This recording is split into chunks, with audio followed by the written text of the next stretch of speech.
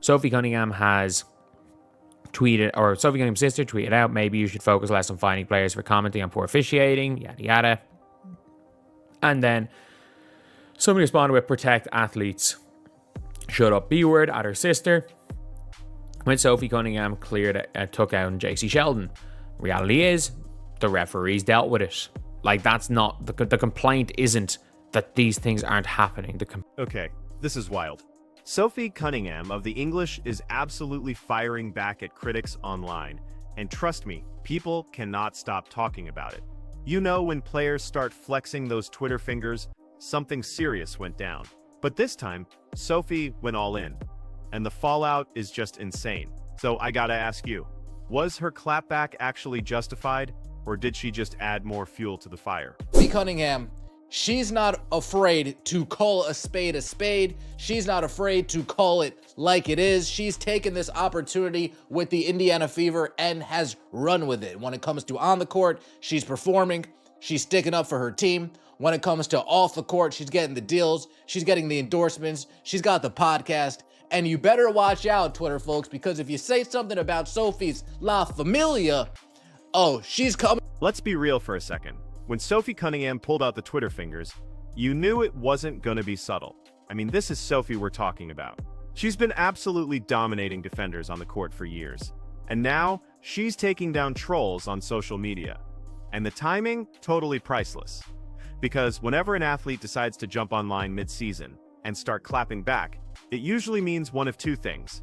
Either they're completely fed up with all the noise, or they've literally got nothing left to lose.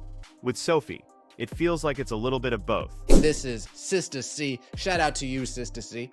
WNBA, maybe you should focus less on fining players for commenting on your poor officiating and more about hiring officials that are able to call a consistent game and protect your athletes. Pathetic. Praying for you. Then we have Twitter Troll 101 say, quote, protect athletes, talking to Sophie Cunningham's sister, calls her the B word, and tells her to shut up.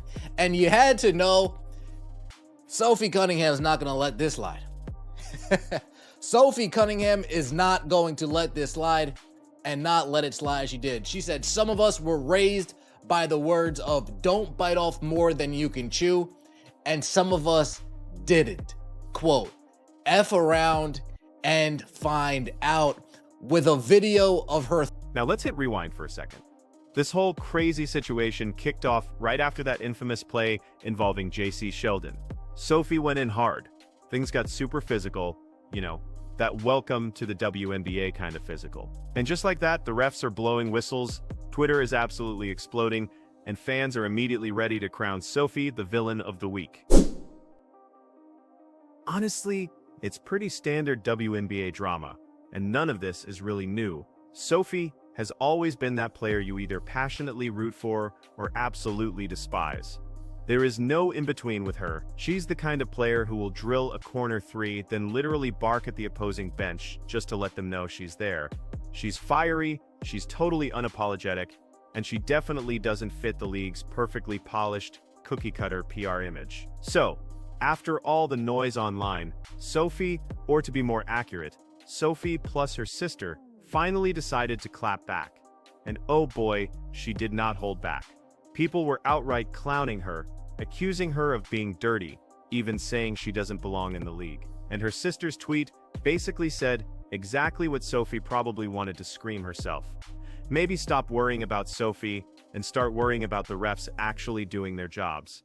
Which, to be fair, is a point a lot of players quietly agree with, but you never hear them say it out loud. And Sophie Cunningham even blows her the nice kiss emoji. Shout out to Sophie Cunningham, man. Shout out to Sophie Cunningham. And then we have from her. You're dumb as shit. Yeah. You're literally dumb as fuck. You're dumb as shit. Because here's the absolute kicker. Sophie got tossed for that play, and everyone immediately screamed, justice served. Fine, whatever. But where was that exact same energy when Bria Hartley literally yanked Angel Reese down by her hair? Where was that exact same energy when Hartley undercut players against Seattle and somehow managed to stay in the game? The WNBA's real problem isn't that they're calling fouls on Sophie, It's that they're wildly inconsistent across the board. Sophie gets punished instantly, while others just skate by with warnings. And that double standard, it fuels half of these online wars. And Sophie calling it out just blew wide open what so many of us already knew was happening. There's an entire thread of Bria Hartley committing dirty plays, and Bria Hartley has not been chucked out for most of them. For the majority of the dirty stuff Bria Hartley's done, she's not been chucked out. Sophie Cunningham rightfully got chucked for this. She got chucked for this. Anytime Sophie Cunningham does something that is technical foul worthy, she gets a technical foul. That is the referees doing their job. The referees doing their job is not preventing anything happening. The referees doing their job is making sure they call the right things and that they stop any complete escalation. The only thing the referees did wrong was allow Marina Mabrey stay on the floor. JC Sheldon should have been, the reality is that JC Sheldon and Marina Mabrey, JC Sheldon should have been given a flagrant foul. And Marina. Now Sophie's moment on Twitter wasn't some huge, novel-length rant, but honestly, it didn't have to be. It was sharp, it was quick, and it was absolutely dripping with that "don't mess with me" energy. And of course, the replies were totally split. Half the fans were like, "Yes, queen, tell them," while the other half just doubled down with, "You're dirty. Sit down." Honestly, that's Sophie's entire career in a nutshell: polarizing, messy, and always entertaining. But here's where things get really interesting. Sophie doesn't usually respond this directly. She'll retweet, she'll like posts, she might even throw out a sarcastic emoji, but a full-on clapback, that's rare, which makes this feel different. It's almost like she knows something deeper is going on, like maybe she's truly hurt, or incredibly frustrated, or perhaps she even feels like she's being targeted. Because players don't just wake up one day and decide to jump in the mud with fans unless they are already completely fed up. And Sophie going this far out of character really suggests she's hit that breaking point. Now let's talk about her actual image in the league. Sophie Cunningham isn't exactly a superstar by stat sheet standards. She's not dropping 30 points a game, but popularity in sports isn't just about numbers. It's about presence. Think about it, Dennis Rodman wasn't putting up 40 either, but you couldn't stop talking about him. Angel Reese isn't a top 10 player by advanced metrics, but she's already one of the faces of the league. Sophie falls into that exact same lane. By pure basketball ranking, she's probably somewhere in the 50s. But by marketability and fan discussion, easily top 10. People love to hate her, and let me tell you, that's a brand all on its own. And let's not pretend she's not producing on the court, because she absolutely is. She's second in true shooting percentage, she's hitting those crucial threes, and she's become an elite role player on a Fever squad that desperately needs consistency around Caitlin Clark. And speaking of Clark, don't forget Sophie's massive role in that whole saga. While Clark is clearly the centerpiece of the Fever's rebuild, Sophie has been the one spacing the floor, drawing defensive attention, and being that critical glue player who just doesn't get enough credit. So yeah, people can call her dirty all they want, but she's also incredibly productive, and coaches absolutely love that combination. Now back to the Twitter storm. Fans dug up old clips, they made compilation videos of Sophie's fouls, and basically tried to paint her as the WNBA's official villain. You know what that reminds me of? Every single league needs one. The NBA had Bill Laimbeer and the Bad Boy Pistons. The NFL had guys like Vontaze Burfict. Sports thrive when there's someone you love to hate. And right now, Sophie Cunningham is filling that role perfectly. The problem is, she doesn't want to be painted as just a goon. She wants to be respected as both a sharp shooter and a fierce competitor. And when fans reduce her entire career to nothing but dirty plays, you can totally see why she snapped. Her clapback wasn't about denying what happened. It was about context. She's basically saying, if I'm going to get called dirty, fine, but at least make sure the refs call it both ways. And that's totally fair, because inconsistency is what truly drives players insane. Imagine getting tossed for a flagrant while watching someone else undercut two players in 1 week and stay in the game. It makes no sense. And players are not going to just sit quietly forever. Another crucial point worth noting is the culture around women's sports and physicality. People constantly say they want women's leagues to be tougher, more competitive, more fiery. But the moment someone like Sophie actually plays with an edge, suddenly she's dirty or classless. It's a blatant double standard, and Sophie's response basically called that out without her even having to write an entire essay. Of course, this entire situation also highlights just how much the WNBA has changed in terms of media attention. 10 years ago, a Sophie Cunningham clapback wouldn't have even made headlines.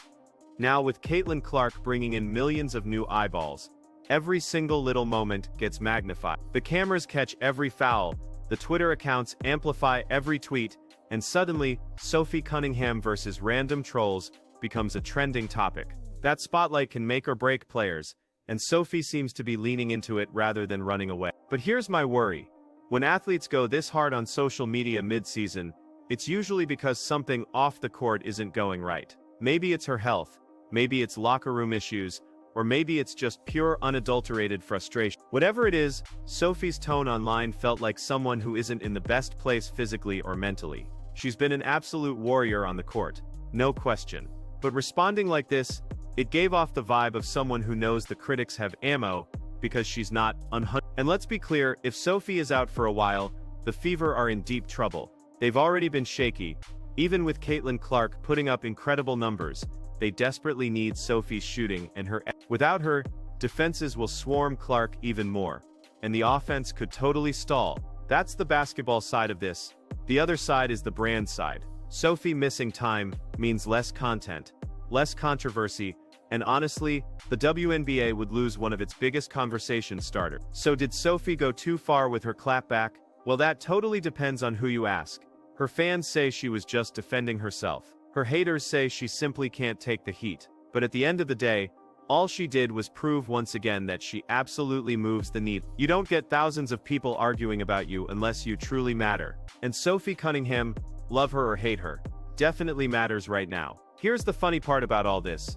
Sophie Cunningham's Twitter fingers moment is way bigger than just one simple clapback. It's actually become a mirror for everything that's wrong, and sometimes hilariously wrong, about the WNBA right now. Because the truth is, Sophie isn't the only one frustrated.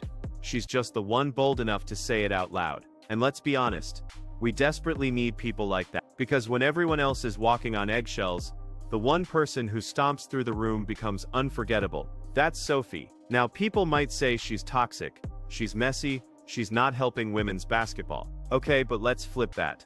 Since when is controversy bad for sport? The NBA absolutely thrived on feuds. Magic versus Bird, MJ versus the Bad Boys, LeBron versus literally anyone on Twitter. Drama sells, and fans just eat it up. So when Sophie fires off a clapback, that's not killing the league.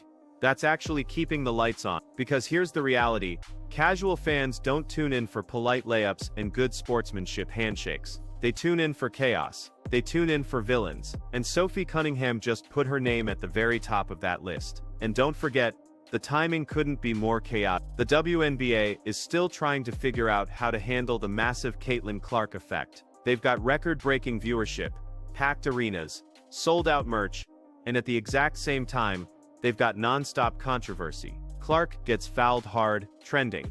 Angel Reese stares someone down, trending. Sophie Cunningham claps back, trending.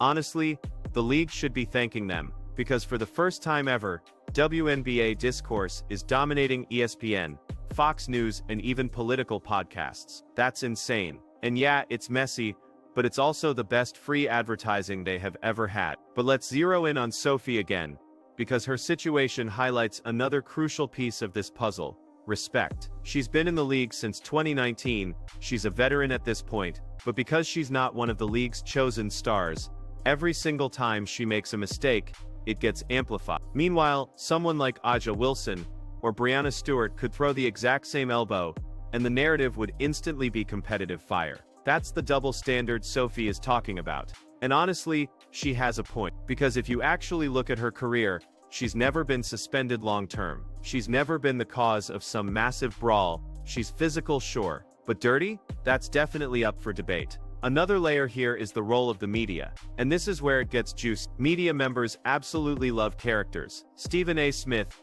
literally built a career off of it. And you know what? Sophie Cunningham is a character. That's why the coverage of her clapback exploded. People don't just want to talk about the Fever's win-loss record. They want to talk about Sophie calling out refs, her sister tweeting smoke, and the thousands of quote tweets that followed. That's entertaining. And if the WNBA were smart, they'd embrace it instead of trying to sweep it under the rug. Now, I'm not saying Sophie handled this perfectly. She definitely gave critics exactly what they wanted, more, because now, every foul she commits, moving forward, is gonna get clipped, slowed down, and replayed on Twitter with "See, told you she's dirty" captions. That's the risk. Once you clap back, you don't get to control the narrative anymore.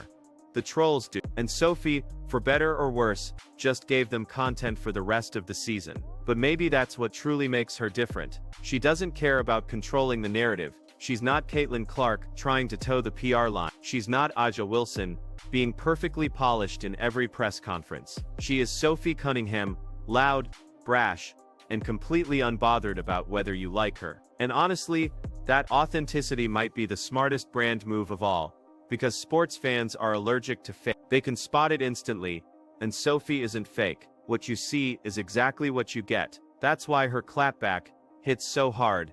It was raw. Of course, the WNBA now finds itself in a hilarious pickle. On one hand, they want the league to be seen as polished, professional, and marketable. On the other hand, they desperately need personalities to keep fans engaged. And here's Sophie, handing them both a problem and a solution. She's the chaos agent they don't want, but absolutely unequivocally need. And deep down, they know it. That's why, despite all the outrage, the league won't silence her. They simply can't afford to. Now let's zoom out for a second. Because while Sophie is the headline right now, this is just one chapter in the larger story of the WNBA's explosive growing pain. With Caitlin Clark in the league, the spotlight is brighter than ever. And with that spotlight comes intense pressure. Every foul, every stare down, every clapback, it all gets magnified. Players who used to operate in relative anonymity are now front-page story, and not everyone knows how to handle that. Sophie just proved she's gonna handle it her way, and whether fans love it or hate it, they are gonna keep talking about it. So was this a smart move for Sophie? On the court, maybe not. Off the court, absolutely. She just elevated herself from role player to main character. And in today's sports culture, being the main character is sometimes even more valuable than being an all-star. She'll sell jerseys, get interviews, and keep her name trending. That's how careers are extended in the modern game. Not just by stats, but by relevance. And here's my last big point, before we wrap this up. Sophie Cunningham's clapback isn't just about her. It's about the future of the WNBA. The league is at a major crossroad. Do they embrace the messiness, the drama, the raw personalities, or do they keep trying to force everyone into the same sanitized box? Because if they go with that second option, they risk losing the very thing that's making them so relevant right now. Love her or hate her, Sophie Cunningham gave the WNBA exactly that. So here's the big question. Did Sophie Cunningham's clapback expose the WNBA's double standards, or did she just play right into her critics' hands? Either way, she definitely made sure her name won't be forgotten anytime soon. And hey, if you loved this breakdown or even hated it, hit that like button, subscribe, and tell me what side you're on in the comments.